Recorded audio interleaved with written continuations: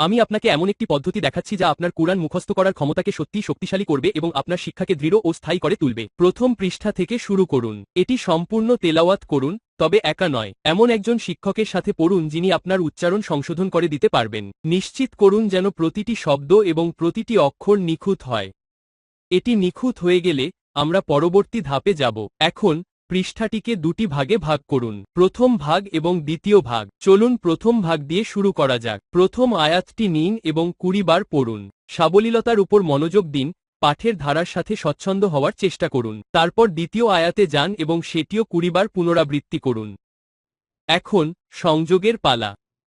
প্রথম এবং দ্বিতীয় আয়াত একসাথে নিন এবং 20 বার উচ্চস্বরে পড়ুন। এই ধাপটি আপনার মস্তিষ্ককে আয়াতগুলোকে সংযুক্ত করতে সাহায্য করে। এরপর তৃতীয় আয়াতটি নিন, 20 বার পড়ুন। তারপর এটিকে দ্বিতীয় আয়াতের সাথে মিলিয়ে একসাথে 20 বার তেলাওয়াত করুন। এটি আপনাকে একটি শৃঙ্খল তৈরি করতে সাহায্য করে। চতুর্থ আয়াতের জন্য একই কাজ পুনরাবৃত্তি করুন। এটি 20 বার আলাদাভাবে পড়ুন। তারপর এটিকে তৃতীয় পদের সাথে মিলিয়ে নিন এবং দুটি একসাথে 20 বার পড়ুন। এতে পৃষ্ঠার প্রথম অর্ধেক সম্পূর্ণ হবে। এখন থামুন, পিছনে যান এবং 4টি পদ একসাথে 20 বার আবৃত্তি করুন। এটি আপনার তৈরি করা সংযোগকে আরও দৃঢ় করবে। এরপর পৃষ্ঠার দ্বিতীয়ার্ধে যান।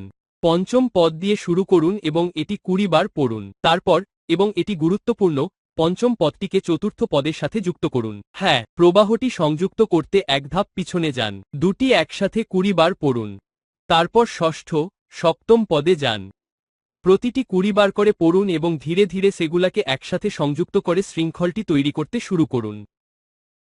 অবশেষে, যখন আপনি উভয় অর্ধেক মুখস্থ করে ফেলবেন, তখন পুরো পৃষ্ঠাটি শুরু থেকে শেষ পর্যন্ত একটানা 20 বার আবৃত্তি করুন। এই অংশেই আপনি এটিকে আপনার স্মৃতিতে সত্যিই গেঁথে ফেলবেন। এবং এখানেই থামবেন না। যদি 20 বার পুনরাবৃত্তি যথেষ্ট না হয়, তবে সংখ্যা বাড়িয়ে দিন। কখনো কখনো শিক্ষার্থীদের 30 বা এমনকি 50 বার পুনরাবৃত্তি করার পরামর্শ দেওয়া হয়, বিশেষ করে যখন তারা সমস্যায় পড়ে। আপনি এমনকি একটি আয়াত 500 বার পর্যন্ত পুনরাবৃত্তি করার চরম পর্যায়েও যেতে পারেন। কিন্তু অনেকেই একটি বিষয় ভুলে যান। পুনরালোচনা ছাড়া মুখস্থ করা একটি ফাঁদ।